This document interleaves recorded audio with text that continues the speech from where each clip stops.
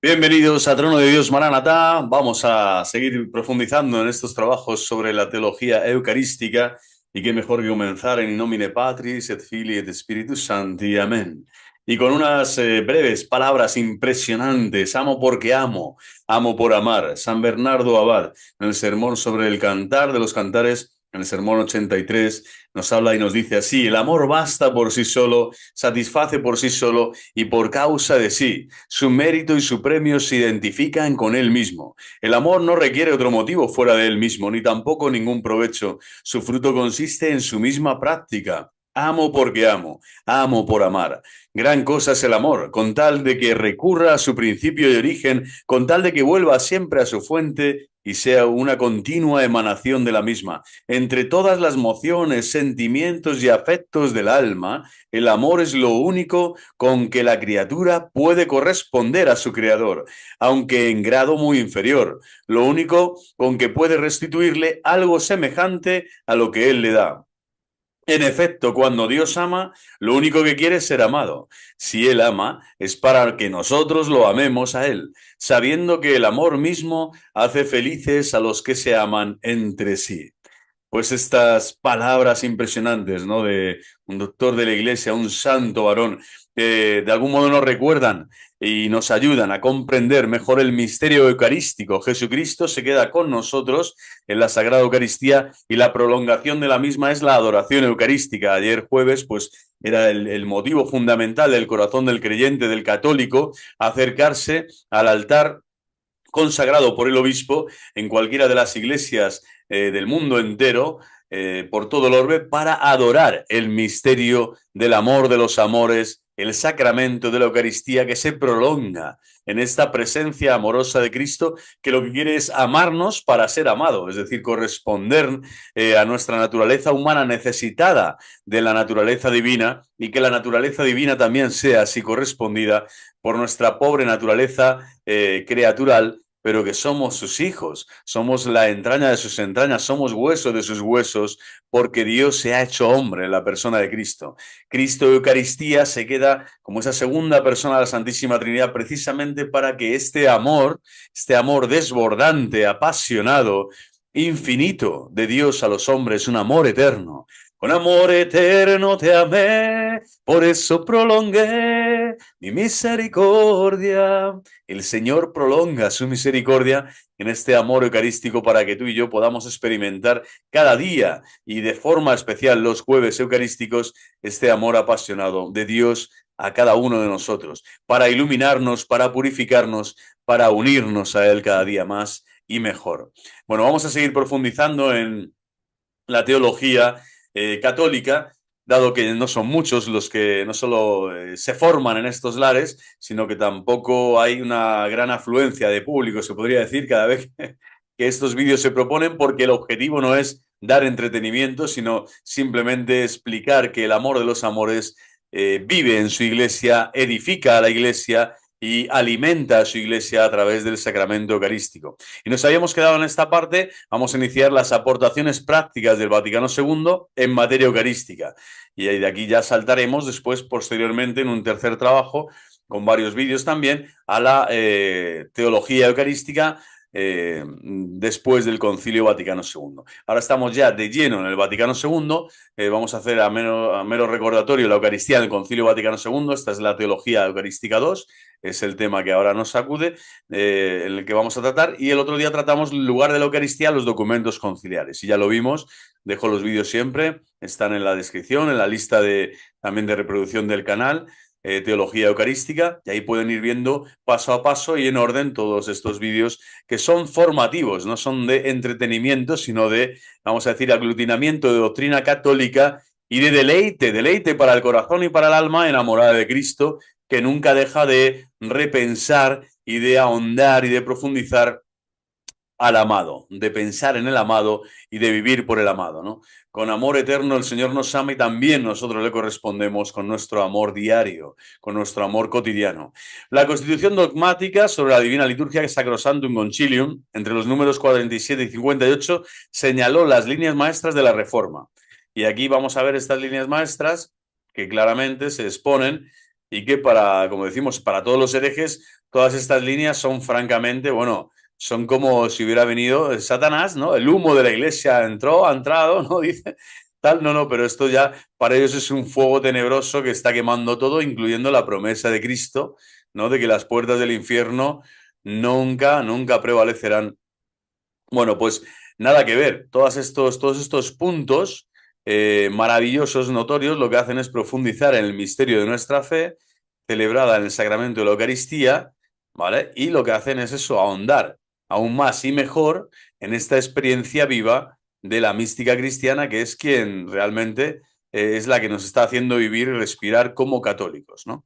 Y fijaros, estoy subrayando simplemente estos aspectos que son fundamentales, ¿no? Y que el Concilio Vaticano II viene ya a confirmar en la fe de todo el pueblo santo de Dios. ¿Por qué? Porque somos católicos.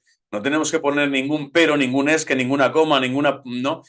Ninguna comilla no, o sea, no.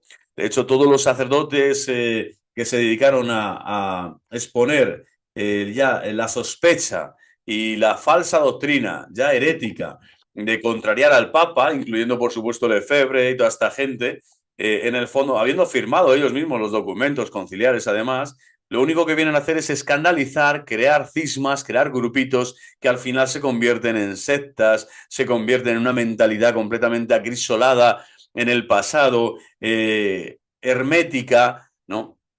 Y que no concilia, mejor dicho, el tiempo que Cristo da a su iglesia para ir formando a los creyentes en el aquí y ahora de la iglesia. Es decir, se desbancan, se desmadran, se salen del cauce original, ordinario y natural con el que la iglesia enseña a sus fieles. Bueno, pues esa teología eucarística fundamental consistió en esto, en hablar muchísimo más de la participación activa de los fieles. Este concilio podía haber sido también perfectamente en el siglo I, pero no, Dios quiso que fuera en su tiempo, en el siglo XX. Bueno, pues aquí está.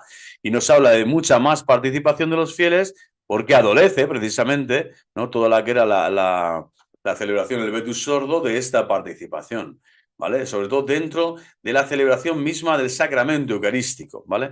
La mayor riqueza de las lecturas bíblicas eran siempre, bueno, las mismas, te las podías aprender de memoria al final, entonces hay muchísima más riqueza, muchísima más variedad y no por eso no hay ningún contenido herético y más que es la Santa Madre Iglesia en una constitución dogmática, aunque como decimos el Concilio Vaticano II tiene un carácter pastoral, la que está proponiendo y la que está abundando, ¿no? En todos los tesoros y riquezas que tiene la Santa Madre Iglesia para exponer estos aquí y ahora de este modo, ¿no? Y nosotros qué tenemos que hacer, escuchar, obedecer, servir a nuestro Señor como podamos, con todo el amor que podamos y santificarnos en su amor para ser un día glorificados, pero siempre en esa obediencia, en ese servicio, en ese amor a la iglesia, como hijos de la iglesia, como católicos. ¿Quién soy yo para juzgar si esta medida es ahora mejor o peor, si en este grado sí, en este grado no, con esta intensidad sí, con esta no, si Lefebvre es más simpático que no sé qué, Ottaviani, que Ottaviani es mejor que Siri es que Pablo VI, Dios mío, mira lo que está diciendo, ¿no? Todo esto es tremendo, ¿no? Bueno, por eso vienen estos vídeos que son formativos y también de algún modo apologéticos, que intentan declarar y aclarar los puntos más controversiales, más enquistados, en donde tantos hermanos católicos o que eran católicos bautizados han dejado de serlo y se han pasado al sedevacantismo, al sedefinismo y a toda clase de herejías, pues eso, que son terroríficas, ¿no? Incluyendo el benevacantismo, aquellos que piensan que a la muerte de Benedicto XVI ya el pontificado, el papado ha caído, la fe ha caído, la iglesia ya no es la iglesia católica, todo es nulo, ya la renuncia fue inválida, Benedicto tal, bueno, el catejón, el otro es el falso profeta, tal, todas estas babosadas, ¿no? Y propagandas que no solo no son teología ni espiritualidad cristiana, sino que son precisamente eso, herejías expuestas públicamente que lo único que dan es escándalo, falsedad y mentira a las mentes, pues eso, que se acercan a escuchar estos contenidos basura, ¿no? Y que además pues usan profecías privadas, usan elementos, ¿no? El número de catecismo que habla de una gran prueba final, esto, lo otro, para escudarse y seguir diciendo y declamando toda clase de barbaridades teológicas, ¿no? Especialmente al ministerio petrino y a la figura del papado y de su santidad Francisco I, el actual papa de la Iglesia Católica. hasta que Dios nos regale otro.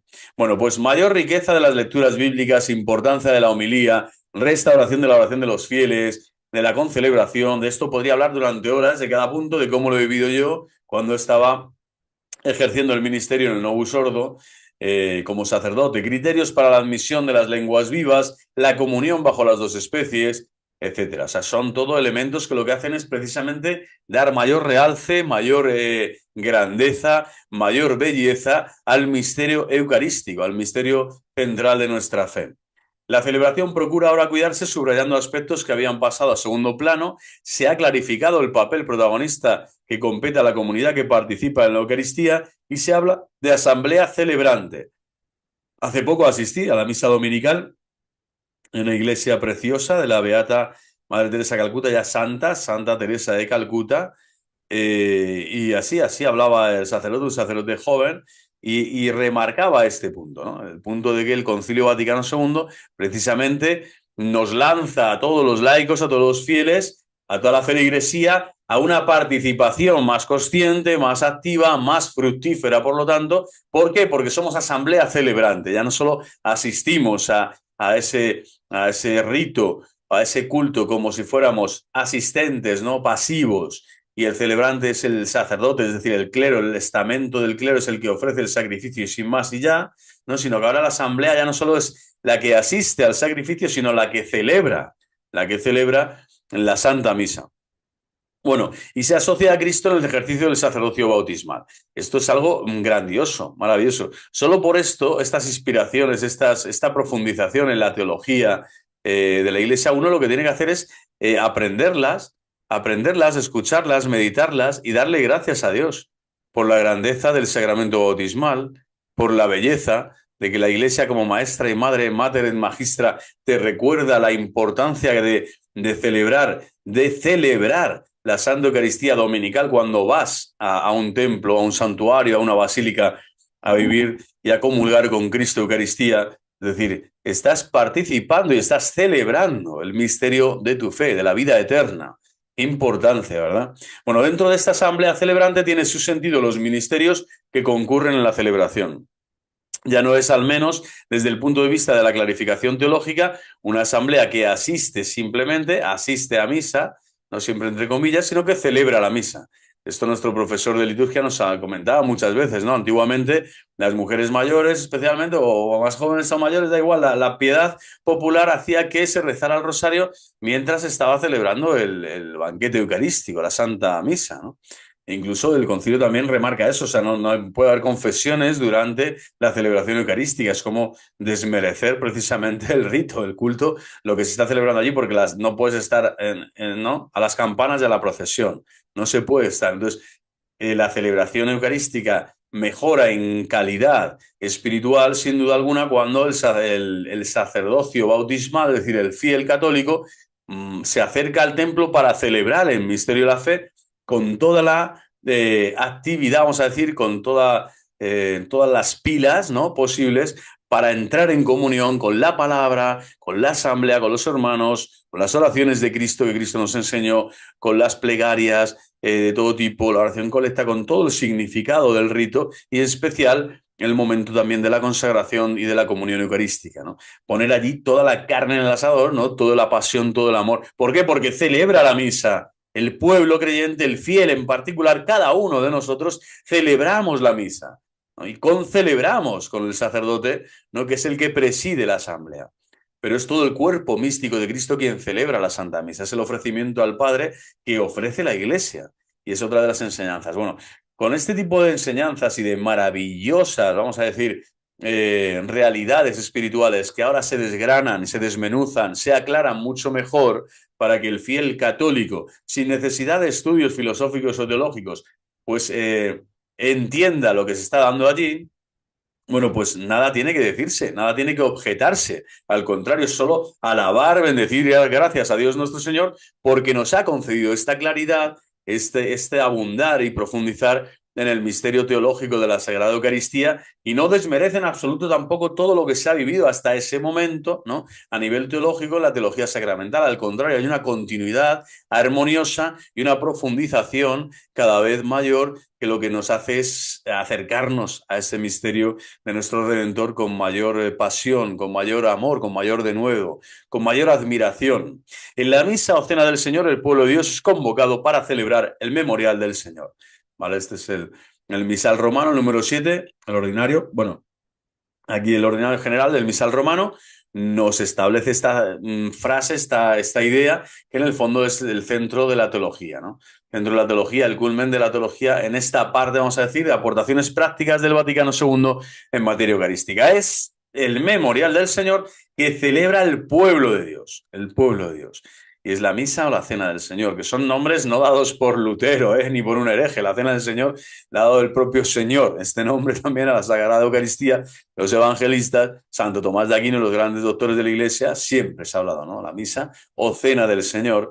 Y es el pueblo de Dios el que es convocado para celebrar el memorial del Señor. Y esto desde el tiempo de catacumbas en Roma, o de primeras persecuciones en Jerusalén o en Antioquía, o desde cualquier momento o hito histórico en donde la Iglesia ha predicado y anunciado el Evangelio y ha celebrado los misterios de la fe. Y la Eucaristía siempre ha sido el pueblo convocado por Dios, ¿no?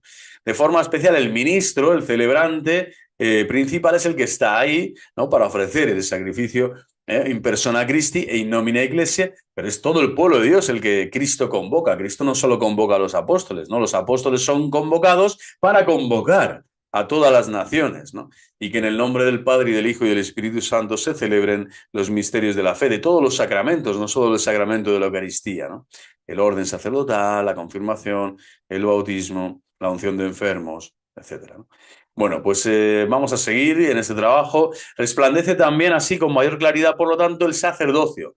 Fijaros, no solo la Eucaristía como tal, resplandece más el significado que tiene al hablar de este, como hemos dicho, sacerdocio bautismal, que tiene que estar como más activo, más presente, que lo que hace es enriquecer y dar más sentido a la Eucaristía. Aquí lo hemos visto, ¿no? La cena del Señor es el pueblo de Dios, es el pueblo de Dios, ¿vale? El que es convocado y por lo tanto el sacerdocio bautismal, la asamblea es celebrante y celebra la misa, no solo asiste, sino que también el sacerdocio, el ministerio ahora de la presidencia, también se esclarece más. Y dentro de la asamblea es claro que el sacerdote no deja de ser en ningún momento sacerdote o ministro de Dios, ordenado precisamente para eso, para presidir el misterio de la fe y celebrar con toda la dignidad que se merece el divino sacramento, pues la presencia de Cristo en las especies eucarísticas, en la consagración, en todas las oraciones de la Iglesia y seguir además a pies puntillas el ritual que la Iglesia le ofrece al ministro. El ministro simplemente es un instrumento y está al servicio de la Iglesia y por lo tanto lo único que tiene que hacer es venerar y actualizar las palabras del ritual con el que la Iglesia reza. O sea, el ministro no es ministro más que de la Iglesia, no es un ministro propio, ¿no? En nombre propio, es in nomine ecclesiae.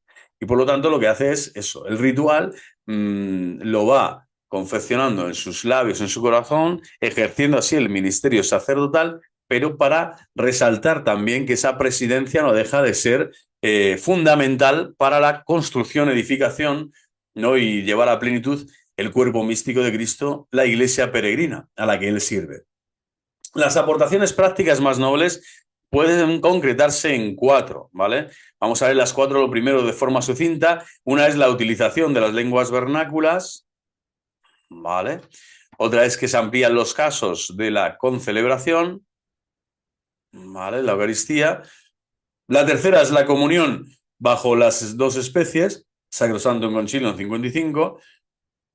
Y por último, la celebración de la palabra, ¿vale? A lo cual se le da un énfasis increíble, maravilloso. Ahí está de Iberbum y otras, ¿no? Para, bueno, abundar en estos 4 aspectos. Nada hay que decir de estos 4 aspectos más que aplaudir como aplaudió toda la asamblea de los padres conciliares, los 200 y pico, porque allí se estaba desgranando la maravillosa enseñanza de siempre que además estaba recurriendo, como decía, a los movimientos litúrgicos, patrísticos, ecuménicos, bíblicos anteriores, que décadas anteriores habían expuesto muchísimos trabajos de los que Pío X, Pío XII de forma especial habían aludido en sus enseñanzas magisteriales sobre la Eucaristía. Bueno, pues esto es para aplaudirlo realmente. Yo cuando estaba equivocado y era un hereje sedevacante, era una persona completamente confundida en estos lares, pues lo que estaba hablando es de que cualquier modificación que se diera en este terreno, ya fuera el de las lenguas vernáculas, en el concelebrar, el cora deum, cora populum, es decir, los cambios que hubo en lo que era la presentación y la exposición del rito eucarístico, etcétera, ¿no? La falta quizás más de silencios, ahora la participación más activa de los laicos en el presbiterio, etcétera, ¿no? La comunión bajo las dos especies, la celebración de la palabra, parecía que ahora era cuando no había sido así, con ese énfasis y con esa fuerza como actualmente ni la homilía ni lo que era la lectio divina en la vida de la iglesia, y yo lo veía con sospecha, ¿por qué? Porque estaba deformado, mi mente no estaba en la mente de Cristo, pero uno lo que tiene que hacer es formarse, como digo, en la mente y en la conciencia de la iglesia, y por lo tanto tiene que ver estos aspectos lo más natural, como lo más connatural. Tu madre y maestra Mater et Magistra te está enseñando, te está dando la papilla en su momento, ahora te está dando un filete, bueno, pues es porque estás preparado para comértelo. Y si no lo quieres comer y no quieres estar en la mesa, ya es tu problema. Te quieres ir como hijo y te quieres ir de casa, vete, pero la comida se te está ofreciendo. La Santa Madre Iglesia te está diciendo, las lenguas vernáculas se van a proponer, y ya se había visto, ¿no? Que había ya un ritual bilingüe en tiempos de Pío XII. En algunos países o conferencias episcopales ya se habían aprobado estos rituales. Bueno, no pasa absolutamente nada. ¿Por qué? Porque tienen el placet de los obispos, que son los sucesores de los apóstoles, que en comunión con Pedro, el sucesor de Pedro en vida, el vicario de Cristo en la tierra, pues son los que aprueban y confeccionan y nos van guiando y nos van dando la dosis y lo que necesitamos, el alimento, el postre, el primer plato, el segundo, tal, y en el orden que ellos quieran y como quieran, para que los fieles aprendamos, gustemos y no nos disgustemos, sino que gustemos y sintamos que Cristo nos ama en su iglesia, en sus pastores, en su jerarquía, que de forma legítima y de forma maravillosa nos está dando el alimento que necesitamos a su debido tiempo.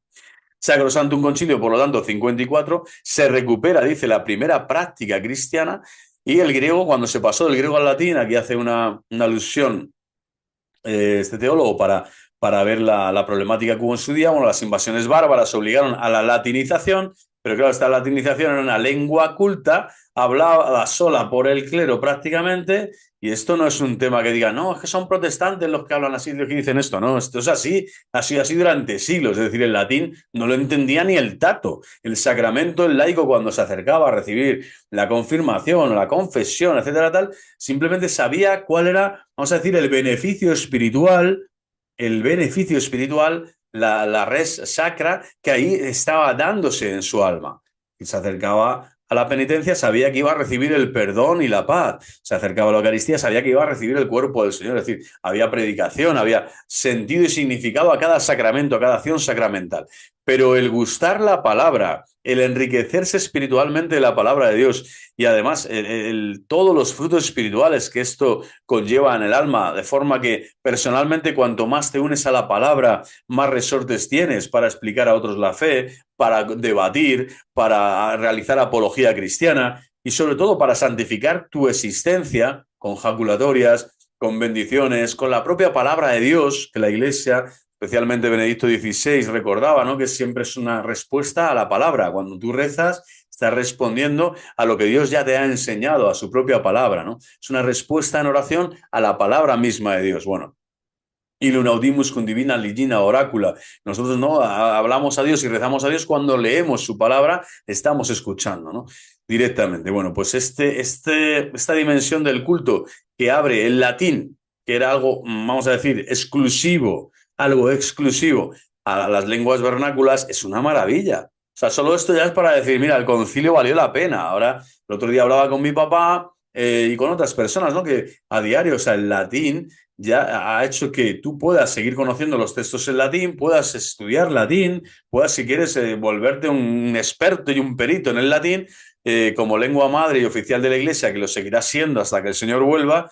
Pero cuando tú rezas el Magnificat, cuando rezas laudes, vísperas, cuando rezas el Evangelio en casa, todas las traducciones de la Biblia realmente buenas que se han realizado por los peritos eclesiásticos de turno, bueno, pues es una maravilla poder entender en tu propia lengua, ¿no? En tu propia lengua, con tu mentalidad, con tu cultura, todo lo que conlleva la lengua, ¿no? El sentido, el significado de las cosas que ves a tu alrededor, bueno, para entrar en la realidad misma de Dios. Que la palabra de Dios tú la puedas masticar, la puedas saborear en tu alma, en tu propia lengua, es una maravilla, es algo impresionante. Fijaros la de millones de personas que en estas últimas generaciones nos hemos visto potenciados, vamos a decir, agraciados por esta dádiva que el cielo ha dado a través del Concilio Vaticano II a toda la Iglesia, ¿no? A todos los hombres y a todas las naciones.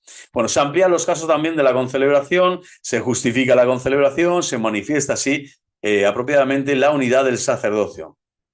Fijaros que no es para dejar al sacerdocio marginado, ¿no? Ahora el sacerdote es el que preside, y por eso es como que se le ha marginado, ¿no? Es un ataque al sacerdocio, ¿no? El ataque lo hace Lutero y los herejes, ¿no? Los sedevacantes, toda esta gente que piensan que no tiene que haber jerarquía válida, que son ellos los guays, o que directamente no hay sacramentos y que ahora mismo, pues eso, que no hay sacerdotes, o bien que, no sé, que el sacerdocio que vale la pena es el tradicionalista y tal, porque es el único sacerdote válido, el resto no, que son del novus sordo, porque tal.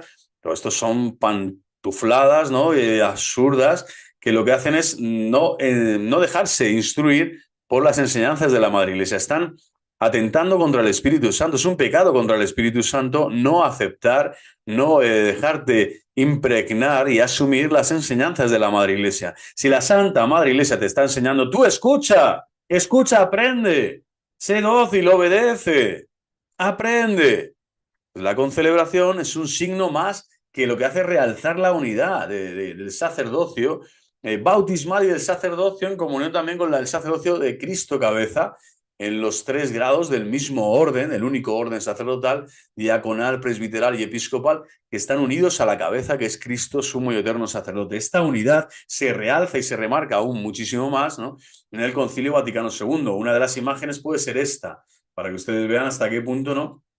La visibilidad de la Iglesia se realiza así. Esto es una concelebración, es el misterio eucarístico, están concelebrando, ¿no? Obispos, cardenales, etcétera, con el pueblo fiel. Y están todos en torno al único altar que es Cristo, a la única ofrenda de la Iglesia, que es el sacrificio que Cristo ofrece al Padre. Y en este tesoro simplemente te está diciendo Sacrosanctum Concilium que se manifiesta aún más la unidad del sacerdocio católico en sus 2 dimensiones, diría, ¿no? No solo la dimensión del sacerdocio como cabeza, sino también en su cuerpo visible, en el sacerdocio bautismal. En tercer punto, aquí se abunda bastante porque vale la pena también, ¿no? Para entender también la Eucaristía, qué bonito, qué belleza, ¿no? Bajo las 2 especies, Sacrosanctum con 55, Concilium 55. Este número dice que la medida está en la continuidad con Trento. Hay que remarcar esto, ¿no? Trento y el Concilio Vaticano II son uno, así como vamos, es la unión hipostática entre Cristo, la naturaleza divina y la humana, entre Dios y su Santa Iglesia. Bueno, Cristo está presente todo e íntegro, tanto bajo la especie del pan como del vino, esto es evidente, y por tanto, cuando se comulga bajo una especie, esto es Trento puro, ¿vale? Se está comulgando, no se priva a los fieles de ninguna gracia necesaria para la salvación, ¿vale? O sea, es decir, se puede comulgar bajo una sola especie. Esto es evidente, ¿vale? Y Cristo está presente todo íntegro siempre, tanto en el pan como en el vino. Esto es doctrina de Trento, pero el fundamento teológico de la presencia de Cristo todo íntegro en cada especie se encuentra en la resurrección. Fijaros, no en la pasión de Cristo o en su pasión gloriosa, que desde luego es el inicio de todo, ¿no? O del misterio, vamos a decir, la puerta que abre el misterio de la redención, sino también el culmen de este misterio de la redención, que es la resurrección, es la glorificación de Cristo. Bueno, pues el fundamento teológico de la presencia de Cristo todo e íntegro, no como sacrificio, sino en las especies eucarísticas, es decir, ya como sacramento, ¿vale? Es todo íntegro, se encuentra en la resurrección. Es decir, Cristo está vivo y ya no puede morir. Y por eso mismo desciende a los altares porque está vivo y se hace presente aquí y ahora. resucitado con un cuerpo glorificado, un cuerpo que incorpora su sangre. Y Cristo te está diciendo, mira, este sacrificio, estáis realizando un memorial en esta sangre redentora. Yo morí una sola vez, una vez para siempre muerto. Es un sacrificio único que se dio hace 2000 años, más de 2000 años, pero que ahora se está actualizando, se está haciendo esta anamnesis, este memorial, porque yo como vivo, glorioso, ¿no? Alfa y omega, principio y fin, en los cielos, sentado a la diestra del Padre, os concedo la gracia de nuevo de incorporaros a los méritos, al valor infinito y a la presencia real de aquel sacrificio, que ahora vuelve aquí, vuelve a estar entre vosotros, pero desde esta dimensión ya pascual, pascual. Es decir, el fundamento teológico de la presencia de Cristo, todo e íntegro en las especies, no es que está muriendo o que ha muerto, sino que es que está vivo y las especies además se han separado, ¿no? Pero él ya es uno e íntegro, está unido para siempre. Las llagas de Cristo son gloriosas, para que me entiendan. Ya no se ha separado el cuerpo y la sangre, vuelven a ser uno en él. Pero él las separa sacramentalmente en el sacrificio de la misa, precisamente como una dádiva del resucitado. Es el resucitado el que nos enseña a adorar el sacrificio de la cruz, a amar el sacrificio de la cruz y recibirlo como sacramento. Pero es el resucitado el que nos da estos dones a la Iglesia. Así con todos los sacramentos, de forma palpable, de forma antonomásica, excelsa en la Sagrada Eucaristía. El ritual postconciliar para la concelebración y comunión bajo las dos especies es doctrinalmente sobrio. Dice que la concelebración se dice únicamente que por ella resplandece más plenamente el signo del banquete eucarístico. O sea, no dice más, no abunda muchísimo en todo esto, ¿no? En esta doctrina que se puede abundar muchísimo más, tal como fue la última cena. Y después dice, el segundo esquema para la elaboración del ritual no acabó incorporándose y señalaba más ventajas, ¿no? Y que fue una pena, quizá podía haberse, pero bueno, igual se hacía como muy extenso el documento. Pero estas ventajas son maravillosas y por eso aquí se explican también. Se realiza más expresamente el mandato del Señor, haced esto en memoria mía, y los apóstoles no comulgaron pan solo o vino solo, sino comulgaron pan y vino, es decir, cuerpo y sangre, ¿vale? Comulgaron con Cristo Eucaristía tanto en su cuerpo como en su sangre, bajo las dos especies. Se representa mejor la última cena, que es comida y bebida. Comida y bebida. Se expresa mejor la importancia de la sangre para la nueva alianza, es decir, el aspecto también de que es la sangre en la alianza nueva y eterna, en su sangre. Y por lo tanto, todos los sacramentos de la Iglesia están vividos ya en la nueva alianza, en la sangre del Cordero, en la sangre de Cristo. Y por lo tanto es una maravilla poder decir, madre mía, puedo comulgar bajo las especies del cuerpo y la sangre, precisamente porque estoy en la barca, en la nueva alianza, es en el arca de la nueva alianza, que es la Iglesia, porque Cristo ya, ¿no?, ha vencido el pecado, la muerte, a Satanás, y ahora puedo estar, ¿no?, bajo su amparo, su protección, su bendición. Subraya mejor el aspecto escatológico, cuando recordando Lucas 18, ¿no?, que afirma que no volverá a beber el fruto de la vida, de la vid, perdón, hasta hacerlo en el reino, ¿vale? De la vida y de la vid. Bueno, la vid es símbolo de la vida. Disculpen la errata. Favorece el diálogo ecuménico con los ortodoxos, que siempre, nunca han dejado de comulgar bajo las dos especies. Lo cual ahí, vamos, nos vapulean, ¿eh? Yo creo que nunca podíamos haber dejado de, pero ahí está. Por mucho que creas, por mucho que tal, en la historia se dio esto y se dio un paso trascendente y se dejó de comulgar bajo las dos especies en un momento dado y bueno, así fue aprobado y esa costumbre pues al final se afianzó. Pero el Concilio Vaticano II está remarcándote que la comunión bajo las dos especies no solo es legítima y posible y viable, sino que sería lo mejor, sería lo más óptimo,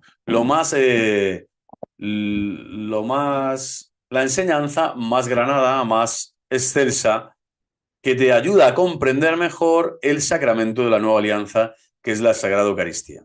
Al presentar el tema de la comunión bajo las dos especies, es conveniente pastoralmente, ojo, ofrecer dos aclaraciones. La primera, seguimos con el tema tercero de la comunión bajo las dos especies, es que al comulgar, se acerca a comulgar, profesa la fe en Cristo resucitado. Es decir, el que se acerca a comulgar, el creyente, usted y yo, nos acercamos profesando la fe en Cristo resucitado. ¿vale? Para nosotros no estamos comulgando con una persona que murió, ¿no? Sería un cadáver, no es un cadáver, es el cuerpo de Cristo, es glorificado y ha sido glorificado, ¿no? Y estás participando de esa gloria, de esa vida eterna que Dios te da a través del sacramento.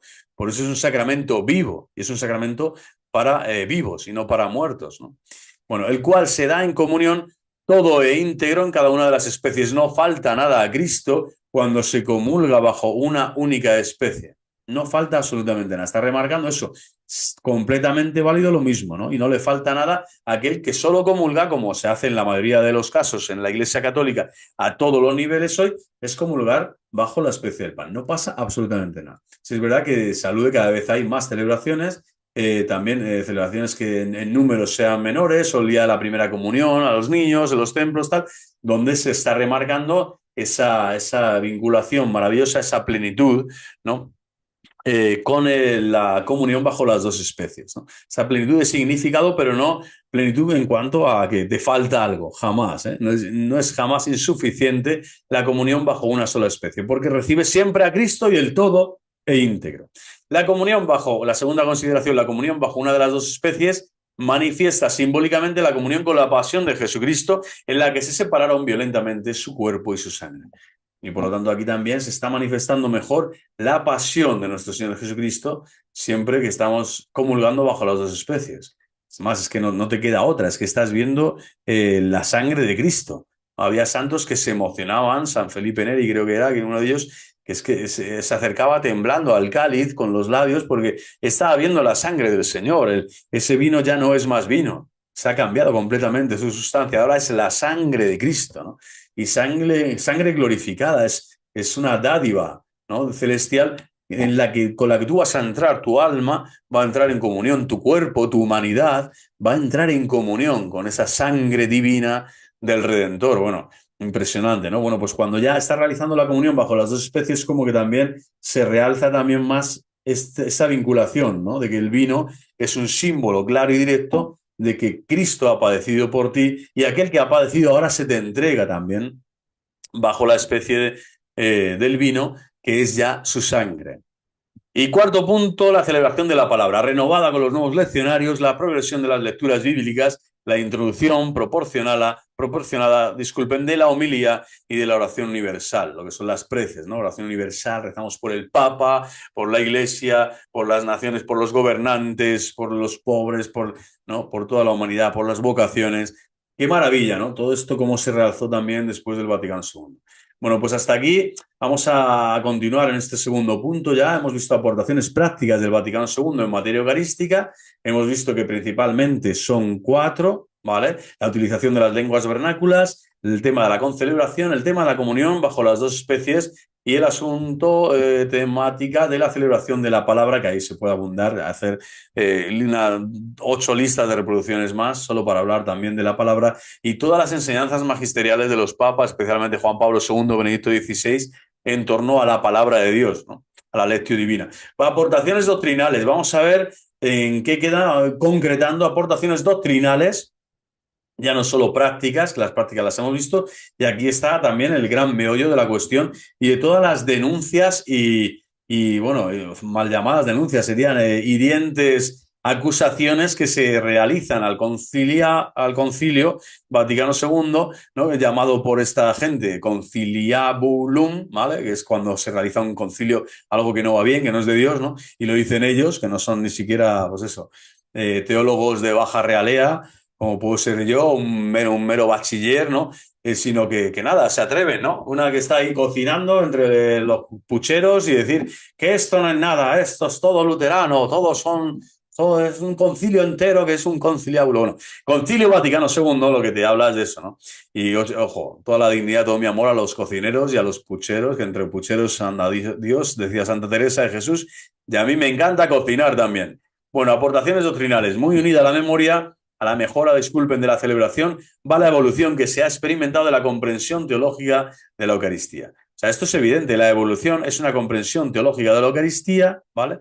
Y estamos siempre enmarcando que la progresividad teológica se da siempre en el seno de la Iglesia y que su magisterio, que es infalible cuando se trata de doctrina, de fe, que afecta a los dogmas de la fe, como es el tema de la Eucaristía, y, por supuesto, de moral, ¿vale? En el tema de costumbres, pues desde algún modo toda esa comprensión, ese desarrollo y esa progresividad se da en el seno de la Iglesia y es la Madre Iglesia la que lo puede ir descubriendo, desvelando, ¿no? Y con su placet conseñando para la historia, ¿no? Como doctrina segura y cierta, enseñanzas, verdades fundamentales que al hombre le acercan a la salvación, que han sido reveladas por Dios y que ahora se expresan o se explicitan y se explayan de modo diverso, a lo mejor a como se hacía siglos atrás. Pero es siempre la misma verdad, es siempre el mismo contenido, es siempre la misma doctrina, ¿no? Esencial, ¿no? Que la que estamos de algún modo tirando hacia afuera, como es, pues eso, desenrollando o enseñando, mejor dicho, en la Santa Madre Iglesia. Siempre es la doctrina de Cristo. Aunque el Vaticano II no dedicó ningún documento a la temática eucarística, como ya vimos, Pablo VI, posterior ya a la aprobación del concilio, a la clausura del concilio, el que con una encíclica y otros documentos, el credo del pueblo de Dios, etcétera, hablará abundantemente, y lo veremos, sobre la Sagrada Eucaristía, pues las alusiones son continuas y ofrecen notables precisiones. Podemos sintetizar estas aportaciones en 4.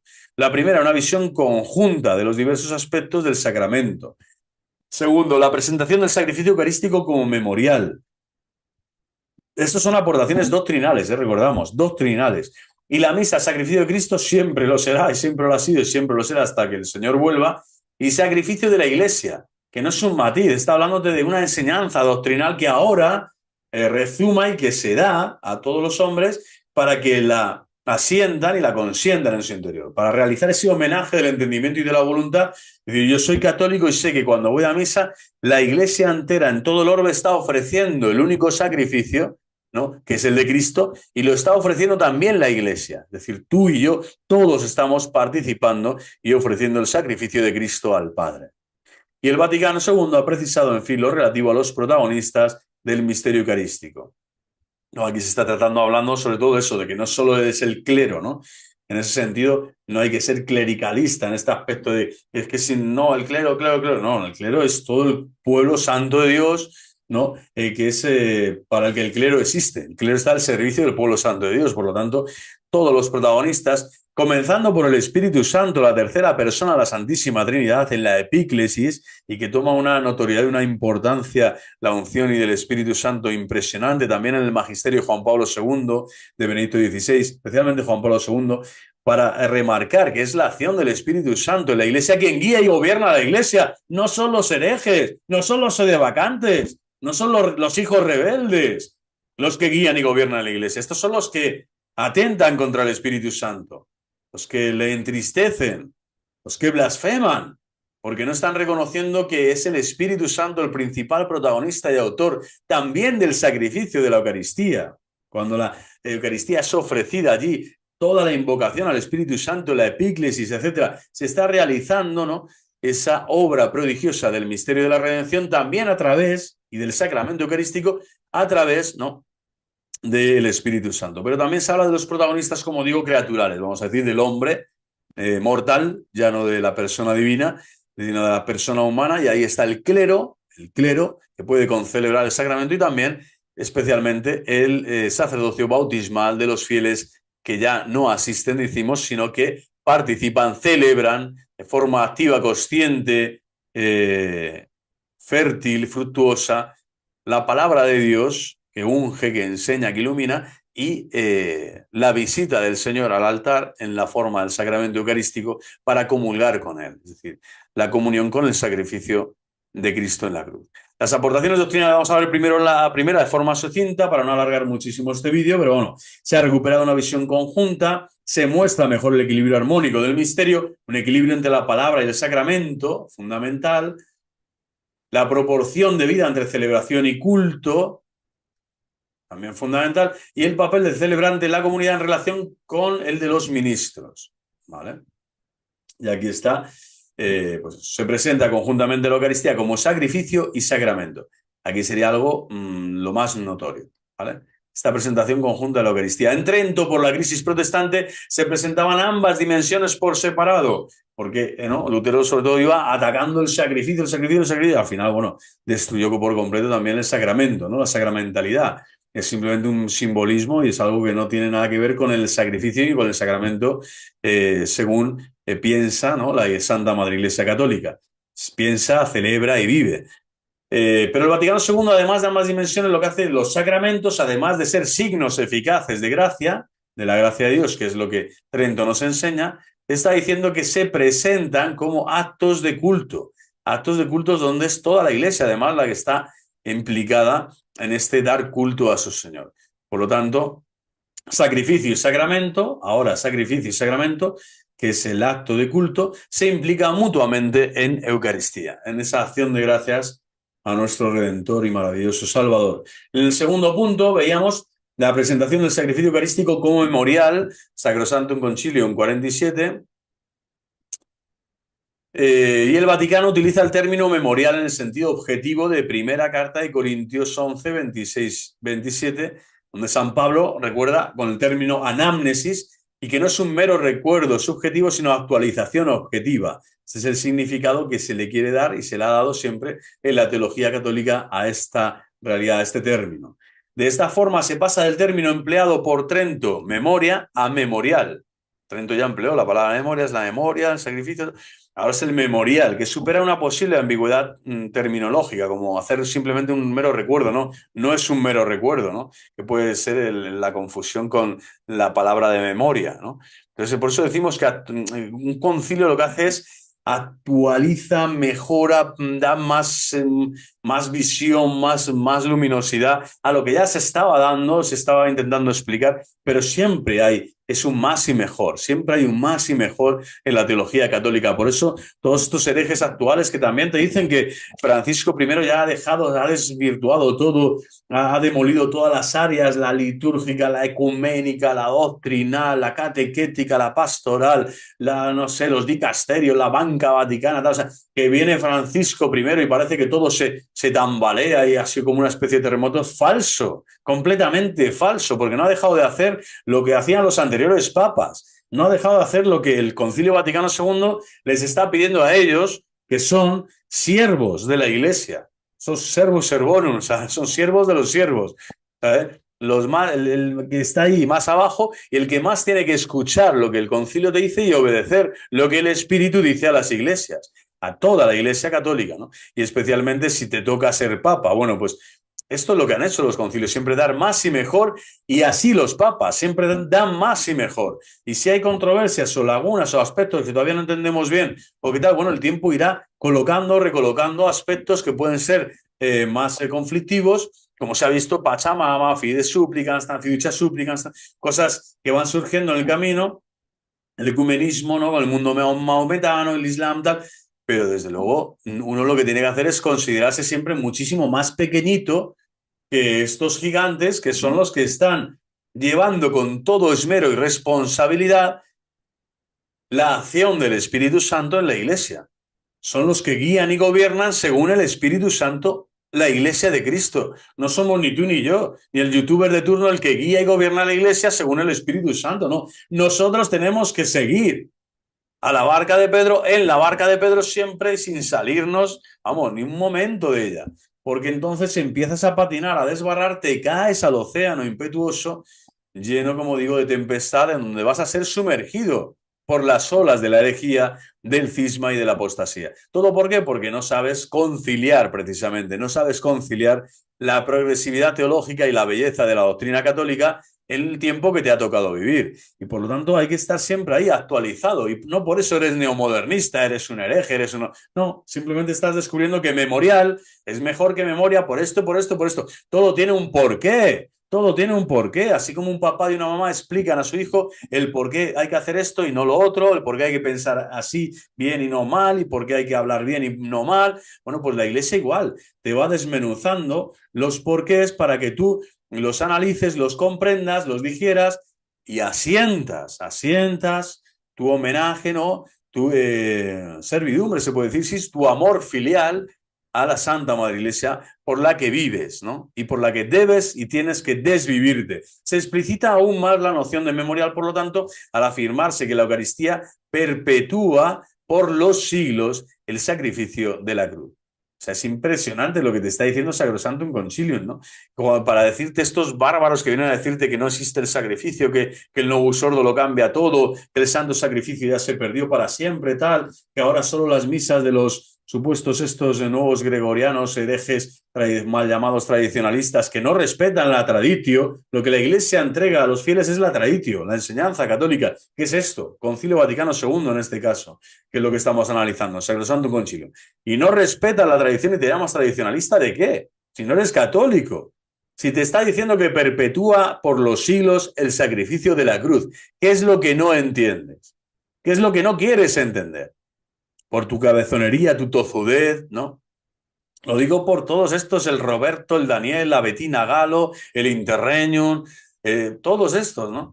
Y todos estos otros peores, los benevacantes, que te dicen, sí, acude a la Eucaristía, reza, adora, el misterio y tal, pero el Papa es un hereje, es un anticristo, es el falso profeta, es la versión personificada ¿no? Del Hades. Es terrible, ¿no? La confusión a la que llevan todos estos mequetrefes. Bueno, Trento ya habla de la misa como representación del sacrificio de la cruz en el sentido de hacer presente de nuevo, ¿no? Por lo tanto, hacer presente de nuevo. Y esa representación en este sentido es completamente doctrinal, dogmática, no es de fe, es un dato divino y de fe. Hacer presente de nuevo es ese memorial que perpetúa el ¿qué? El sacrificio de la cruz, de la cruz. El Vaticano, por lo tanto, implica una novedad al explicar. Esta es la novedad del Vaticano, que explica mejor las cosas. La relación entre el sacrificio de la misa y el sacrificio de la cruz. Teacero, monjas de velorado, herejes, sedevacantes, volved al redil de Cristo y a la Santa Madre Iglesia. ¿Qué es lo que te hace el Vaticano? Te lo explica mejor. Esta es la novedad.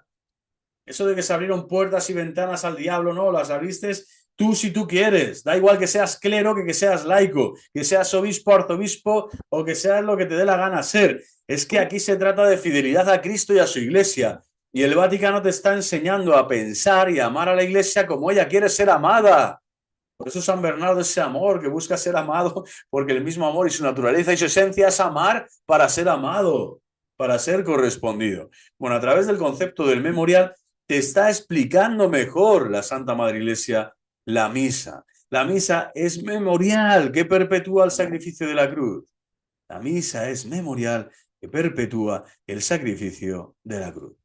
Por eso, fijaros lo que falta, ¿no? La abominación de la desolación, las profecías de Daniel a las que se hace referencia en Mateo 24, el mismo Cristo, etcétera. Todo esto no ha sucedido aún, no ha sucedido aún. Y puede que no lo veamos nosotros. ¿Qué tenemos ahora ya que por ¿no? Algunos hilos ahí que vemos que están deshilachados, ¿no? Se cambió la estructura del Instituto de Juan Pablo II, no sé, no predica con la dulzura de Benedicto XVI, no tiene el carisma de Juan Pablo II, no, la JMJ ahora no me gusta, no sé, tiene otro carácter, tal. Es decir, chorradas por chorradas, por nimieces, por apariencias exteriores, por carcasas vanas y fútiles. Yo estoy juzgando a la Iglesia y al romano pontífice y al Papa y la santa doctrina de la Iglesia por todo este tema, ¿no?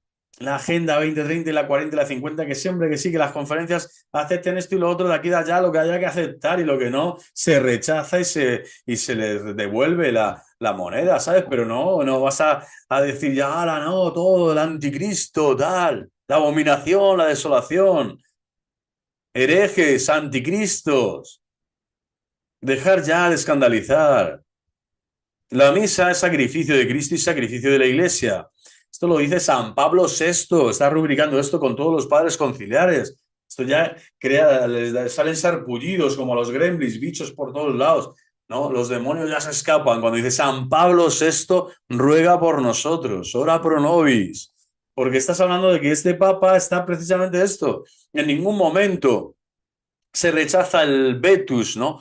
Para generar el novus, o el novus viene a desplazar al vetus. No, es novus, no, vetus sin novo, es decir, lo antiguo está en lo nuevo, porque lo nuevo, la nueva alianza, que es Cristo y es su sacrificio, que es la misa y que es el sacrificio de la Iglesia, permanecen, se perpetúan por los siglos. que ha variado la forma de celebrarlo, la forma de exponer las riquezas de los tesoros de la Iglesia, cómo se te presentan a ti aquí y ahora en esta generación.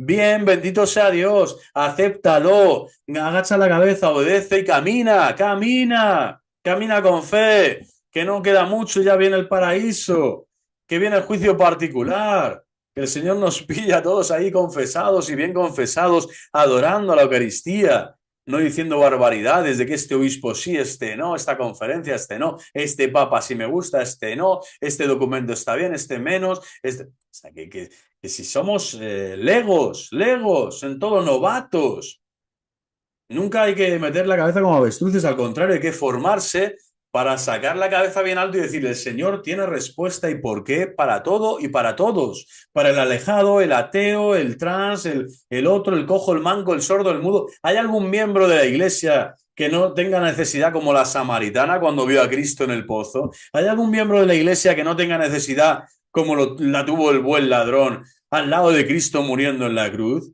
Es decir, todos los miembros de la iglesia somos necesitados. Y por eso la iglesia nos enseña. Y nos enseña esta maravilla, Sacrosantum Concilium, San Pablo VI ruega por nosotros. La iglesia se ofrece con Jesucristo al Padre. El modo de participar en la Eucaristía es el ofrecimiento con Jesucristo al Padre. Bueno, qué maravilla. Y ya por último terminamos este cuarto punto y ya el vídeo por hoy. El Vaticano II ha precisado, en fin, lo relativo a los protagonistas del misterio eucarístico, mientras Trento insistió en el papel de Cristo y del sacerdocio ministerial, es decir, el clero, especialmente el clero, existe, el clero tiene este sentido, esto otro, pues el Vaticano II amplía, es decir, está exponiendo mejor la doctrina, explica mejor, y aquí está ampliando para resaltar que el protagonista es el Espíritu Santo y la comunidad cristiana. Y ya está, o sea, ¿hay algún problema en esto? Herejes sedevacantes, herejes lefrevianos, tucistas, yo qué sé, rosacruceños, riveristas, rivaristas, troyanos del virus este del Palmar. ¿Qué es lo que no se entiende de esto? Ustedes son los que giran la cabeza, giran su cuerpo y se van a otras partes, ¿no? Y se alejan del cuerpo místico de Cristo. Pero esto es evidente y es maravilloso.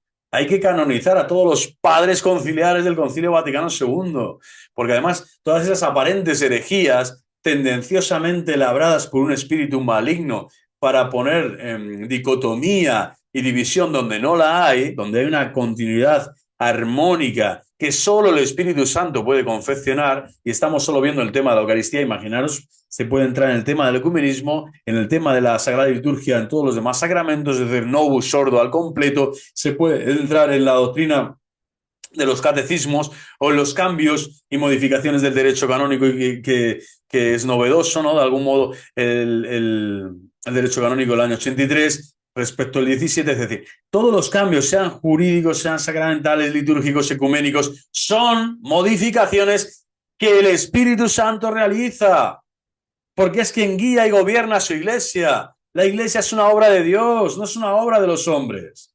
Y por eso no podemos juzgar con tanta frivolidad, con tanta superstición, con tanta, ¿cómo decir?, tanta superficialidad, como hacen todos estos falsos, ¿no?, hermanos herejes que se llenan la boca, ¿no?, hablando de materia de fe y de cosas de la fe, cuando están obviando, están dilapidando y atacando a la propia Madre Iglesia, a su cuerpo místico, a su santa jerarquía, a la sabiduría de Dios, que nos ha prometido la asistencia siempre, ¿no?, del Espíritu Santo en su iglesia. Bueno, en síntesis, las referencias eucarísticas se encuentran en los documentos conciliares, revelan la integración armónica, por lo tanto es una obra maravillosa de Dios, de aspectos que antes se consideraban por separado. Por lo tanto no es que lo de antes no valía, claro que valía, pero te dice que se consideraban por separado y ahora se unen: sacrificio memorial, la misa sacrificio por su relación con la cruz en cuanto memorial, sacrificio de Cristo, sacrificio de la Iglesia. Hay que vincular esta maravilla. Sacrificio de Cristo es también sacrificio de la Iglesia, y todo y al mismo tiempo y siempre unidos. Sacrificio, sacramento, el acto de culto, que es la Eucaristía, es el sacrificio de la cruz. Sacrificio, sacramento. Sacrificio, sacramento. Así, en rigor, no se trata de doctrinas sustancialmente nuevas, sino de formulaciones más precisas que armonizan aspectos inseparables del único misterio. Pues viva Cristo Rey. Hasta aquí el próximo día ya comenzaremos la Teología Eucarística 3, que es el Magisterio Eucarístico postconciliar. Y vamos a abundar muchísimo en su santidad Pablo VI, la Eucaristía en Pablo VI, que es básicamente el que va a adentrarse, ¿no?, a través de Mysterium Fidei y de tantas y de otros documentos magisteriales en esta abundancia, en esta belleza de nuestra fe católica. Pues que viva Cristo Rey. Espero que haya sido más o menos ameno dentro de lo que es un tema bastante descolorido. Para mí es una belleza, es impresionante. Es un tema capital, la Sagrada Eucaristía, la Sagrada Comunión, la adoración eucarística, la comunión dominical, también la comunión espiritual, cuando no puedes, no estás en gracia de Dios para acercarte al sacramento eucarístico a nivel sacramental. Pero qué maravilla, o sea, la Eucaristía lo es todo, es un todo y lo es todo, es Cristo total, íntegramente, que se te da, se te entrega, que te escucha, que te habla, que te bendice, te santifica, te alimenta. Cristo Eucaristía.